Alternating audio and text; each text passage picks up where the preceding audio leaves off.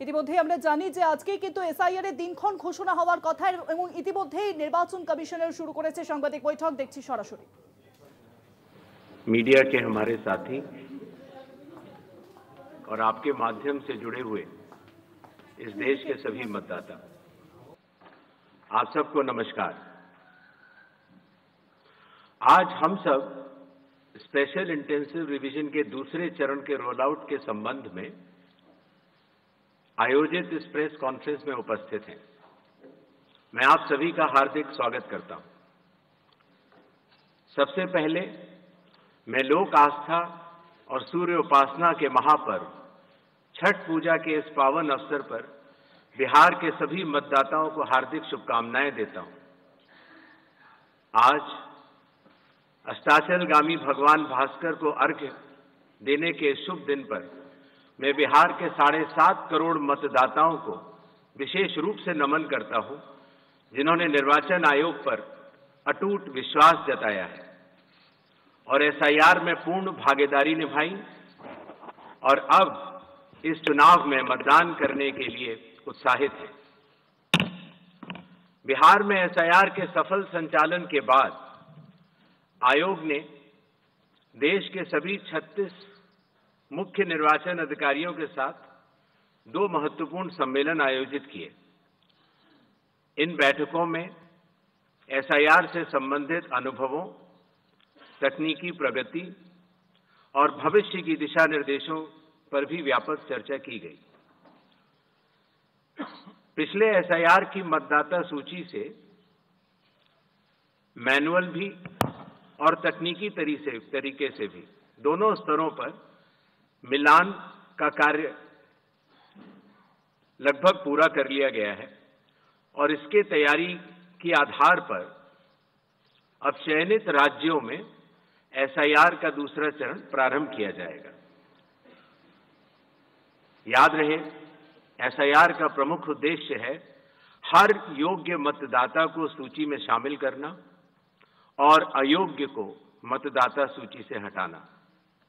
आइए अब पीपीटी के माध्यम से आपको विस्तार में एसआईआर के इस फेज 2 के बारे में बताते हैं। जैसा कि आप सबको पता है, एसआईआर का फेज 1 समाप्त हुआ और इस चरण की सबसे बड़ी खूबी यह रही कि बिहार के 7.5 करोड़ मतदाताओं ने बढ़ चढ़कर पार्टिसिपेट किया।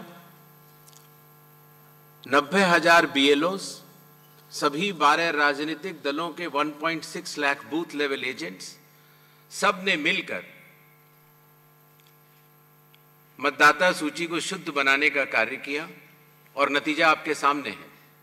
0 अपील्स, अर्थात बिहार की मतदाता सूची अधिकतम शुद्ध मानी जाएगी।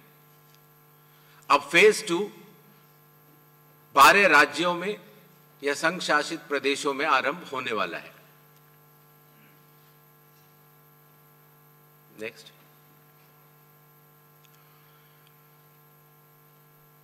किसी भी मतदाता के लिए जो उसकी अर्हताएं हैं वो संविधान के अनुच्छेद 326 में लिखी गई हैं, अर्थात भारत का नागरिक होना, कम से कम आयु 18 वर्ष की होना, उस विधानसभा क्षेत्र का सामान्य निवासी होना और किसी अन्य कानून से उसको डिस्क्वालीफाई न किया गया हो।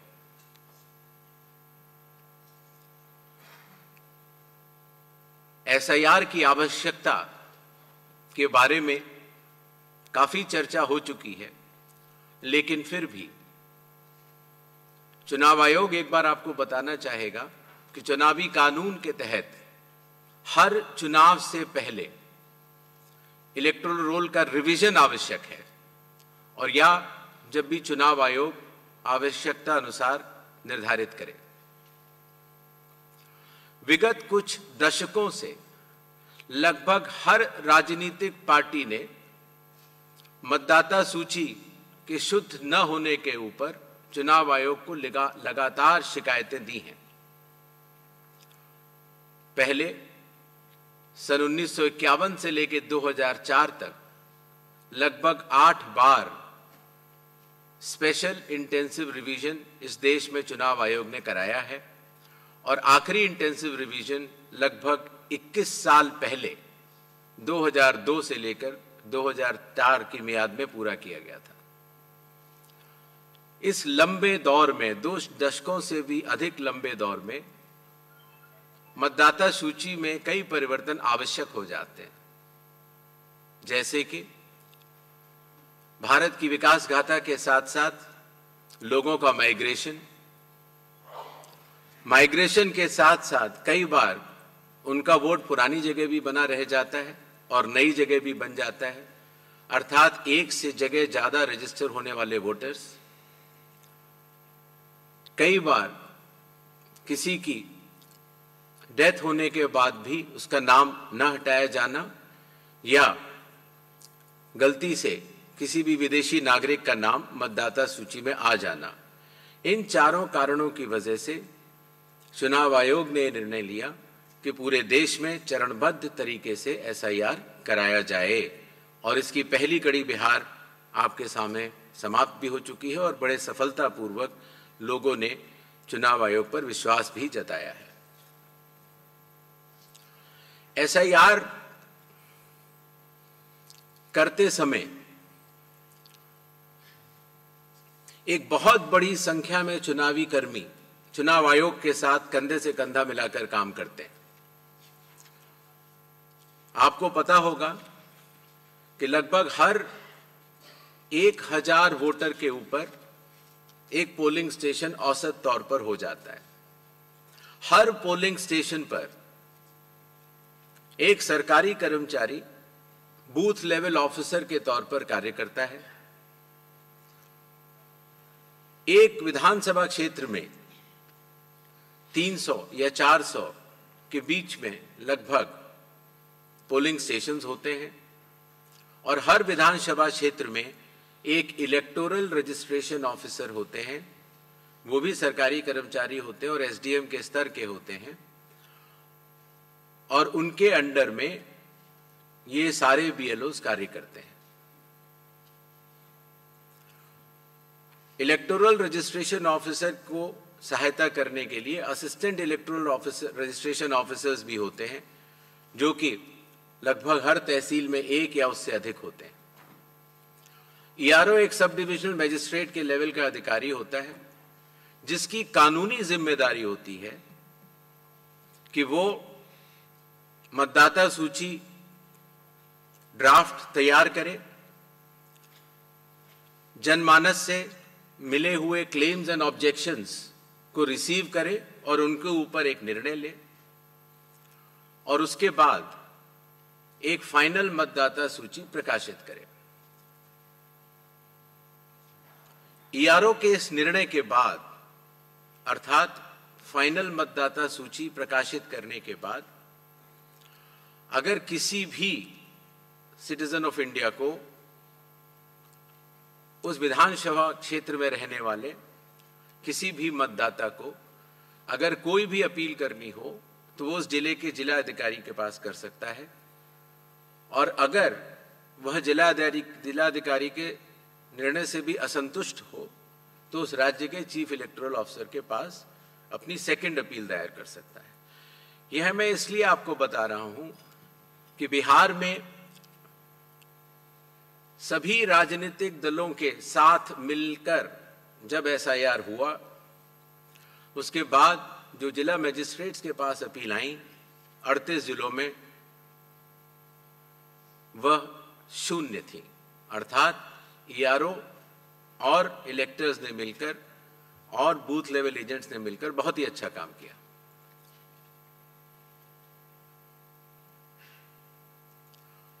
एसआईआर के समय ईआरओज और एईआरओज मिलकर सबसे पहला जो काम करेंगे वो इन्यूमरेशन फॉर्म्स को प्रिंट करेंगे।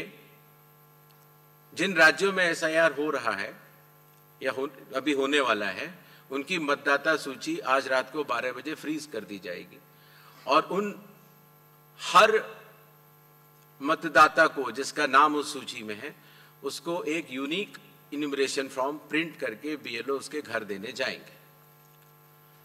इन्यूमरेशन फॉर्म में वो आवश्यक डिटेल्स होंगे जो कि आज की मतदाता सूची में हैं। जब बीएलओ फॉर्म्स डिस्ट्रीब्यूट करना शुरू करेंगे एग्जिस्टिंग इलेक्टर्स को, उसके बाद इन्यूमरेशन फॉर्म में जिसका भी नाम है वो उसको लिंक करने का प्रयास करेंगे कि क्या उन्हीं का नाम 2003 की सूची में था। अगर था तो उनको कोई भी कागज और नहीं देने होंगे। इसी तरीके से अगर उनका नाम स्वयं नहीं था और उनके पिताजी या माताजी का नाम था तो भी उनको कोई और कागज नहीं देने होंगे। तो ये लिंकिंग और मैचिंग, बिहार जब हमने एसआईआर किया था तो सिर्फ बिहार की अवेलेबल थी, और आज पूरे देश की 2002 से 4 में हुए एसआईआर की मतदाता सूची जो लिंक दिया गया है voters.eci.gov.in पर कोई भी देख सकता है और इस मैचिंग को स्वयं भी कर सकता है। बीएलओज बूथ लेवल ऑफिसर्स एसआईआर की प्रमुख कड़ी होते हैं। जब वो घर जाते हैं तो कई बार ऐसा भी हो सकता है कि किसी और व्यक्ति की उम्र उस घर में 18 साल के ऊपर की हो गई हो, तो हाथ की हाथ उसी समय वो उनका फॉर्म 6 भी भरवा लेंगे और डिक्लेरेशन भी ले लेंगे और उसकी मैचिंग और लिंकिंग भी पुराने एसआईआर से कर लेंगे। कई बार हमारे मतदाता अगर पढ़ने या लिखने में उनको दिक्कत है तो बूथ लेवल ऑफिसर उनको इन्यूमरेशन फॉर्म भरने में मदद भी करेगा, और मदद करने के बाद इस तरह के सारे इन्यूमरेशन फॉर्म्स मैचिंग और लिंकिंग करने के बाद वो ईआरओ और एईआरओ को जमा करेगा। कई बार एक बार जब बूथ लेवल ऑफिसर घर जाता है तो या तो कुछ मतदाता अवेलेबल नहीं होते या कहीं गए होते हैं, और या उनको मैचिंग या लिंकिंग करने में कोई समय लग रहा हो, तो ऐसे केस में बूथ लेवल ऑफिसर्स दूसरी बार भी जाएंगे और तीसरी बार भी जाएंगे। 3 बार हर बीएलओ हर घर जाएगा। जो प्रवासी लोगों की समस्या को हटाने के लिए, जो राज्य से कुछ समय के लिए बाहर गए हुए हैं लेकिन वहीं के सामान्यतः रहने वाले हैं, वो ऑनलाइन भी भर सकते हैं, और खास तौर से कई बार अर्बन वोटर्स को, क्योंकि उनके दिन के समय ही ऑफिस आवर्स रहते हैं, तो वो भी ऑनलाइन भर सकते हैं। बूथ लेवल ऑफिसर का यह भी कार्य होगा कि जब वो इन्यूमरेशन फॉर्म देता है तो इन्यूमरेशन फॉर्म दस्तखत करके मतदाता को वापस भी करना होता है। तो अगर मतदाता की मृत्यु हो चुकी हो, या वो स्थायी रूप से प्रवास कर चुका हो, या वो एक से जगह ज्यादा रजिस्टर हो गया हो, तो वो उस जगह दस्तखत नहीं कर पाएगा, और ऐसे लोगों की शिनाख्त करना भी बीएलओ की जिम्मेदारी है। एक बात मैं फिर कहना चाहता हूं कि जो मतगणना, वो इन्यूमरेशन फॉर्म की जो फेज होगी उसमें किसी भी व्यक्ति से किसी और कागज की आवश्यकता नहीं होगी, बस उन्हें अपनी मैचिंग या लिंकिंग दिखानी होगी कि 2003 में किसके साथ है। नेक्स्ट, सारे फॉर्म्स मिलने के बाद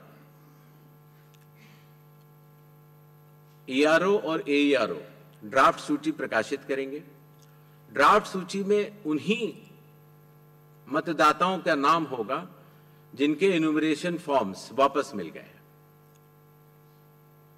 जिन मतदाताओं की मैचिंग या लिंकिंग नहीं हो पा रही है, 2003 में कहां थे, 2003 में आपके माता पिता भी नहीं थे या कोई भी नहीं था, ऐसे लोगों को भले ही उनका इन्यूमरेशन फॉर्म मिल गया हो, लेकिन नोटिस जारी करेगा ईआरओ और एईआरओ, और नोटिस जारी करने के बाद फिर वो उनकी एलिजिबिलिटी डिसाइड करेगा इंक्लूड करने के लिए या एक्सक्लूड करने के लिए बेस्ड ऑन इंडिकेटिव डॉक्यूमेंट्स, जो मैं आगे बताऊंगा।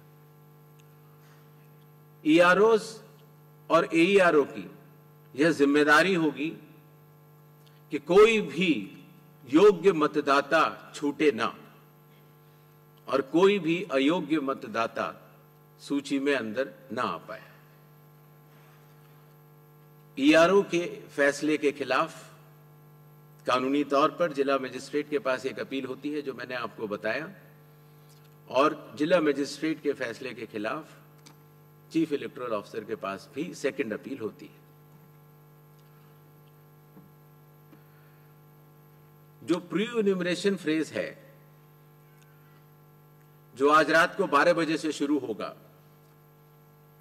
उसमें कंप्यूटर मैचिंग और लिंकिंग पिछले एसआईआर से ईसीआई नेट के जरिए की जा रही है, उसको आगे बढ़ाया जाएगा। मैनुअल मैचिंग और लिंकिंग काफी हद तक बूथ लेवल ऑफिसर्स ने इन राज्यों में कर ली है, और ट्रेनिंग जो बीएलओज की है, ईआरओज की है और डीओज की है। हालांकि काफी ट्रेनिंग हम लोग यहाँ ट्रिपल आईडीएम में कर चुके हैं, बट एक बीएलओ, ईआरओ और डीओ की ट्रेनिंग कल से शुरू होगी। सभी राजनीतिक दलों से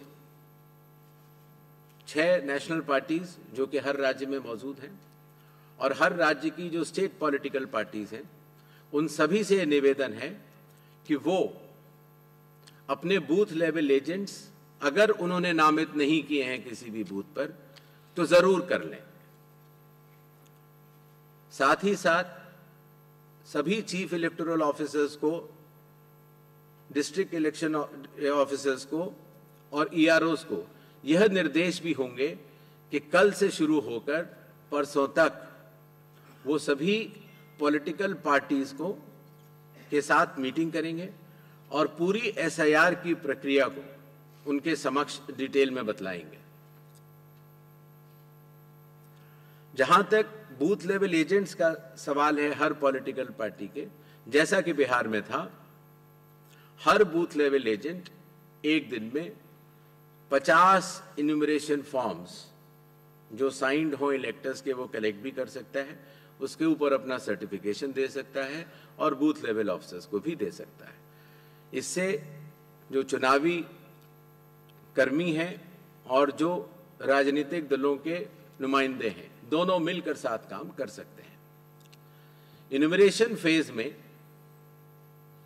इन्यूमरेशन फॉर्म की प्रिंटिंग, डिस्ट्रीब्यूशन, मैचिंग और लिंकिंग विद 2002, 3 या 4 इलेक्टोरल रोल्स और इन्यूमरेशन फॉर्म्स को वापस कलेक्ट करने का कार्य होगा। और साथ ही साथ, जैसा आप सबको पता है, मतदाताओं की सुविधा के लिए चुनाव आयोग ने निर्णय लिया है कि किसी भी मतदान केंद्र में 1200 से अधिक मतदाता नहीं होने चाहिए, जिससे कि भीड़ न लगे। उसके हिसाब से रैशनलाइजेशन ऑफ पोलिंग स्टेशंस भी होगा। सारे इन्यूमरेशन फॉर्म्स जो वापस आने थे, उनके आने के बाद इलेक्टोरल रोल्स की ड्राफ्ट पब्लिश की जाएगी। ये सारी स्टेप्स वही हैं जो बिहार में हुई हैं, और उसी के साथ साथ चूंकि इन्यूमरेशन फॉर्म लेते समय ये पता लग जाता है कि ये व्यक्ति एब्सेंट हैं या शिफ्टेड हैं या डेथ हैं या डेड हैं या उनके डुप्लीकेट वोट्स बने हुए हैं, उन सब की लिस्टें बिहार में भी वो सभी बीएलए से भी शेयर की गई थी। पंचायत या पब्लिक ऑफिसेज के नोटिस बोर्ड पर भी लगाई जाएंगी और सीईओ के वेबसाइट पर भी अवेलेबल होंगी, जिससे कि कोई भी व्यक्ति एपिक नंबर लगा के देख सकता है कि उसका, जैसे पिताजी का नाम अगर उसकी मृत्यु हो गई है तो वहीं पर है कि नहीं। ड्राफ्ट सूची पब्लिश होने के बाद जिन लोगों की मैचिंग या लिंकिंग 2003 या 2 या 4 से नहीं हो पाई है, उनको ईआरओ नोटिस जारी करेंगे। नोटिस के बाद हियरिंग होगी और हियरिंग में जो भी इंडिकेटिव डॉक्यूमेंट्स हैं उनको चेकिंग किया जाएगा और ईआरओ ये भी उनसे पूछेगा कि 2003 में आप कहाँ थे या आपके माताजी पिताजी कहाँ थे, जिससे अगर लिंकिंग नहीं भी हो पाई है तो वो भी कर पाए। साथ ही साथ क्लेम्स एंड ऑब्जेक्शंस का पीरियड भी शुरू हो जाता है। तो किसी व्यक्ति का, योग्य व्यक्ति का अगर नाम छूट गया है तो अपना क्लेम तारीख वो जमा कर सकता है। इंक्लूजन के लिए फॉर्म 6 भर सकता है डिक्लेरेशन के साथ, या ऑब्जेक्शंस भी दे सकता है फॉर्म 7 में, या कई बार उसके नाम में अगर गलती हो या किसी और एंट्री में अगर गलती हो तो फॉर्मेट भी दे सकता है। तो ये क्लेम्स एंड ऑब्जेक्शंस रिसीव का पीरियड होता है जो कि किया जाएगा, बिहार में भी किया गया था, और उसके ऊपर ईआरओज अपना निर्णय लेंगे। ये कार्य पूर्ण होने के बाद फाइनल रूल्स पब्लिश होंगे और उसके बाद 15 दिन का समय जिला मजिस्ट्रेट के पास फर्स्ट अपील देने का और उसके बाद सीईओ के पास सेकंड अपील देने का, सभी के पास ये कानूनी मार्ग उपलब्ध होगा।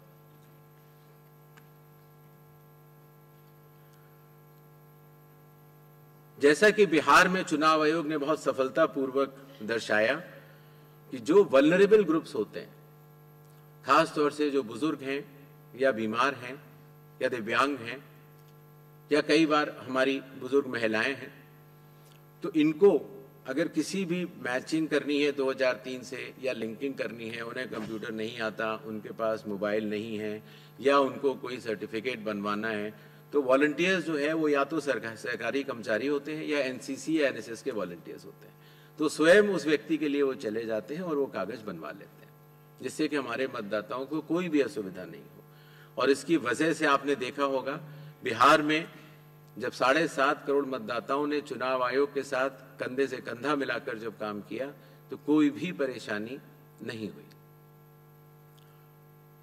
इस फेज में एसआईआर के समय 1200 तक हम पोलिंग स्टेशंस को भी रैशनलाइज कर लेंगे और कुछ नए पोलिंग स्टेशंस भी खोले जाएंगे जो कि बदलाव के साथ साथ हाई राइज बिल्डिंग्स में भी होंगे या गेटेड कॉलोनीज में या कई बार जो स्लम क्लस्टर्स छूट गए हैं वहां पर।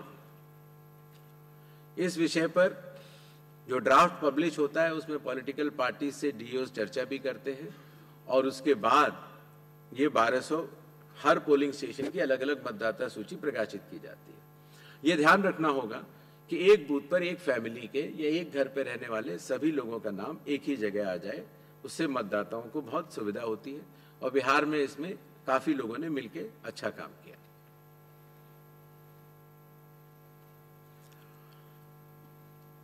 जो बिहार का एसआईआर हम लोगों ने कराया उससे चुनाव आयोग को ये भी समझ में आया कि इन्यूमरेशन फॉर्म में एक छोटा सा परिवर्तन करना आवश्यक है। अर्थात जहां रेड बॉक्स आप देख रहे हैं वहां डिटेल्स ऑफ प्रीवियस एसआईआर है। अर्थात 2003 में अगर आप स्वयं थे तो उसके डिटेल्स भर दें या 2003 में आपके पिताजी या चाचा या कोई भी उस जनरेशन के थे उनका भर दें, जिससे कि मिलान सरल हो जाए।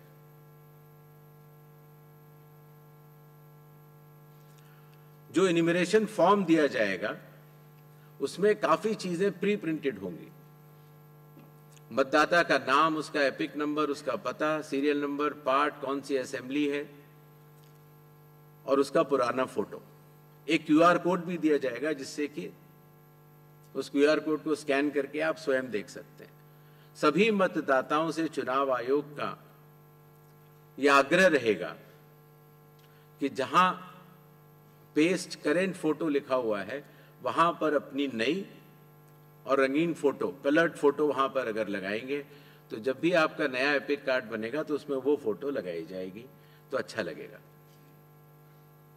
शिनाख्त में भी आसानी होती है बिकॉज कई बार वोटर कार्ड्स में लोगों के बहुत पुराने पुराने फोटो लगे हुए हैं। इन्यूमरेशन फॉर्म का ये हिस्सा है जो प्री प्रिंटेड के बाद नीचे आता है, उसमें ये डिटेल्स इलेक्टर्स को भरने होंगे। आधार नंबर बिहार में भी ऑप्शनल तरीके से चुनाव आयोग ने लिया था और इस बार भी आधार नंबर लिया जाएगा। फादर का नाम भी है, एपिक भी है, आपके स्पाउस, मदर, फादर का नाम भी है, डेट ऑफ बर्थ भी है। जी, जो प्रीवियस एसआईआर के जो 2 खाने मैंने आपको बताए थे उसमें स्वयं का अगर नाम है तो पहला जो बाईं तरफ वाला बॉक्स है इसमें इलेक्टर का नाम, एपिक अगर उसका है उस समय तो, बिकॉज 2003 में कई लोगों के पास एपिक नंबर नहीं था। रिलेटिव का नाम, कई बार फादर का नाम होता है और रिलेशनशिप तो वहां पर फादर होगा। किस जिले में है, जैसे ही आप जिला लिख देंगे या स्टेट या एसी लिख देंगे तो जो सारी जो मतदाता सूची पूरे देश की अवेलेबल है 2003 में उससे सेलेक्ट करना और उससे मैचिंग करना बहुत आसान हो जाता है। इसी तरीके से अगर आपका नाम नहीं है 2002, 3 या 4 की मतदाता सूची में, तो आप अपने फादर, मदर या जो भी उस श्रेणी के जो रिलेटिव्स हैं उनके डिटेल भर सकते हैं, तो उससे भी ये मैचिंग सरल हो जाती है। क्लेम्स एंड ऑब्जेक्शंस के पीरियड में फॉर्म 7 और फॉर्म 8 की आवश्यकता पड़ती है, और फॉर्म 6 तो खैर चूंकि न्यूमरेशन फेज में ही इस बार हम कलेक्ट कर ले रहे हैं। बिहार में हम लोगों ने उसको बाद में किया था, लेकिन इस बार हम शुरू से ही कर ले रहे हैं।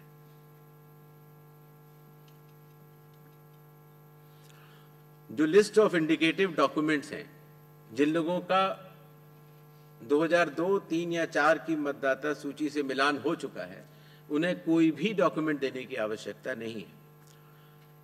और जिन लोगों का मिलान नहीं हो पाया, वो संख्या काफी कम रह जाती है।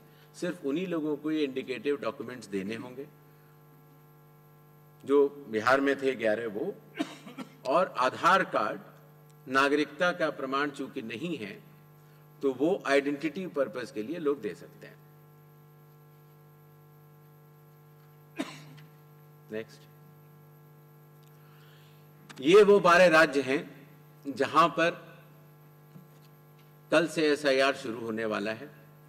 Andaman and Nicobar island union territory, state Chhattisgarh, Goa, Gujarat, Kerala, union territory Lakshadweep, Madhya Pradesh, Puducherry union territory, Rajasthan, Tamil Nadu, Uttar Pradesh, west Bengal. इन 12 राज्यों में कुल मतदाता 51 करोड़ के लगभग हैं। लगभग 5,33,000 बूथ लेवल ऑफिसर्स इस महान कार्य में अपना योगदान देंगे। लगभग 7,64,000 बूथ लेवल एजेंट्स जो पार्टीज द्वारा नामित हैं, वो इसमें अपना योगदान देंगे। और लगभग 10,500 EROs और लगभग 321 कलेक्टर्स, ये पूरी चुनावी कर्मियों की जो टीम है वो इस SIR की फेज 2 में कार्य करेगी और इसको सफल बनाएगी। शेड्यूल, प्रिंटिंग और ट्रेनिंग का कार्य कल से शुरू होगा और 3 नवंबर तक चलेगा। हाउस टू हाउस इन्यूमरेशन 4 नवंबर से 4 दिसंबर तक। Publication of draft electoral rolls 9 दिसंबर 2025। क्लेम्स एंड ऑब्जेक्शंस का पीरियड 9 दिसंबर 2025 से लेकर 8 जनवरी 2026। जिन लोगों को नोटिस जाएंगे उनकी हियरिंग और वेरिफिकेशन का समय 9 दिसंबर से 31 जनवरी तक होगा, और फाइनल इलेक्टोरल रोल्स 7 फरवरी 2026 को प्रकाशित किए जाएंगे।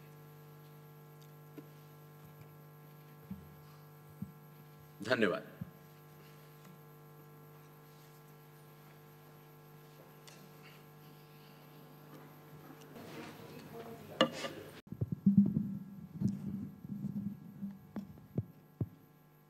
आसाम का एक विषय पूछा गया। जैसा कि आप सब लोगों को विदित होगा, भारतीय नागरिकता कानून में आसाम के लिए नागरिकता के लिए अलग प्राविधान है। और दूसरा विषय ये है कि माननीय सुप्रीम कोर्ट की देखरेख में वहां पर नागरिकता की जांच का कार्यक्रम लगभग पूर्ण होने वाला है। ऐसी स्थिति में जो ये 24 जून का SIR का ऑर्डर था वो पूरे देश के लिए था, वो आसाम पर लागू नहीं होता, और इसलिए आसाम के लिए अलग से रिवीजन के आदेश जारी किए जाएंगे। जहां तक नई एपिक की बात थी, तो जिन लोगों की एंट्रीज में बदलाव हुआ, जिनके एड्रेस में बदलाव हुआ या जिनके पोलिंग स्टेशन में बदलाव हुआ, उन सभी को नए एपिक बिहार में मिले हैं। और इसी तरह से पूरे देश में भी जहां जहां एंट्रीज में परिवर्तन होगा वहां पर नए एपिक्स मिलेंगे। जो मैचिंग और लिंकिंग का प्रश्न पूछा गया, voters.eci.gov.in पे अगर आप जाएंगे तो आप 2002, 2003 और 2004 की मतदाता सूची को स्वयं देख सकते हैं। BLO भी स्वयं देख सकता है। सूची देखने के लिए आपको उसमें सबसे पहले राज्य बताना होगा, फिर आपको जिला बताना होगा, और उसके बाद जिले में वो सर्च की जा सकती है कि मेरा नाम कहाँ है। इसीलिए अगर आप दिल्ली में हैं और आपके अगर माता पिता यूपी के रहने वाले थे, मान लीजिए लखनऊ के रहने वाले थे, तो आपको उधर जाना है यूपी पर, फिर लखनऊ बटन दबाना है, फिर माता पिताजी को वहाँ सर्च कर लेना है और आपको लिंक का वो बटन दबा देना है। इतनी सरल प्रक्रिया उसको हमारे IT डिपार्टमेंट ने बनाई है। जहाँ तक आधार की बात है, माननीय सुप्रीम कोर्ट ने कहा है कि आधार का उपयोग आधार एक्ट के अनुरूप होगा, और आधार एक्ट के सेक्शन 9 में ये कहा गया है कि आधार डोमिसाइल का या सिटीजनशिप का प्रमाण नहीं होगा। जहां तक जन्म तिथि की बात है, उसके ऊपर भी माननीय सुप्रीम कोर्ट के कई आदेश हैं जहां पर कि ये कहा गया कि आधार जन्म तिथि का प्रमाण नहीं है, और इसका ध्यान रखते हुए आधार अथॉरिटी ने अपना नोटिफिकेशन जारी किया। और आज भी अगर आप कंप्यूटर से अपना नया आधार डाउनलोड करते हैं तो उसमें लिखा होता है आधार कार्ड पर ही कि आधार कार्ड न तो जन्म तिथि का प्रमाण है, न डोमिसाइल का, और न कि नागरिकता का।